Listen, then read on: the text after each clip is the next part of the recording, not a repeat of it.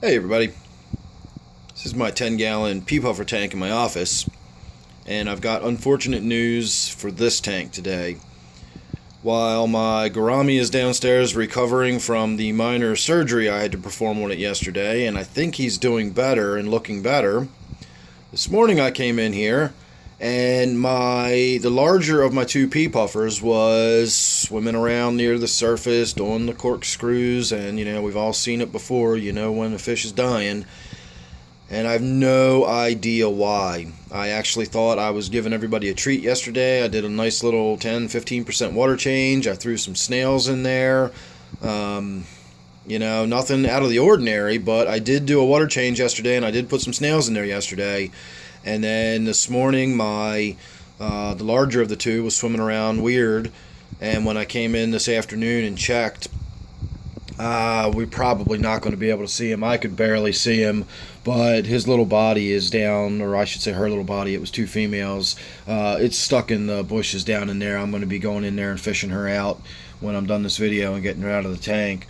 Now, I did see the other one not long ago, but right before I went to go get my camera. So I know she's in there. So I have one little pea puffer left, and that's it.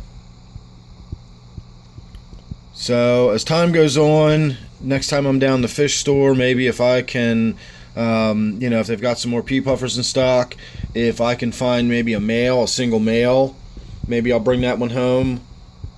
Maybe if I get another, small female, put another one in the tank, because I think two in a 10-gallon tank is fine.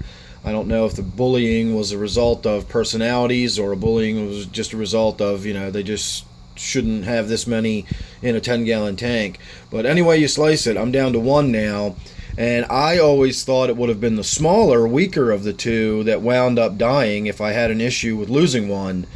So why the bigger, fuller, fatter one?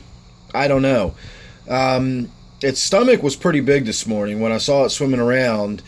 It didn't look like it had bloated. It certainly wasn't inflated, but it looked like it had one heck of a meal. So I'm almost wondering if I didn't overfeed it by throwing a small handful of snails in there with the idea that that would give them some enrichment. It would give them some forage, some stuff to do looking around the tank. Maybe all the snails just landed too much in one pile and they found them before they had a chance to scatter around. And perhaps the puffer just gobbled on snails until it ruptured its own stomach.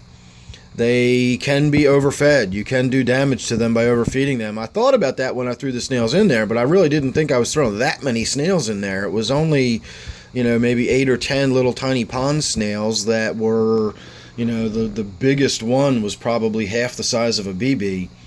So I can't imagine that being the issue, but I also can't think of anything else it would have been. The shock of a minor water change certainly wouldn't have had the impact, and nothing else is going on. So I'm not really sure what to make of that. I guess sometimes, fish just have stuff going on internally that without doing an actual autopsy or something, we'll never know.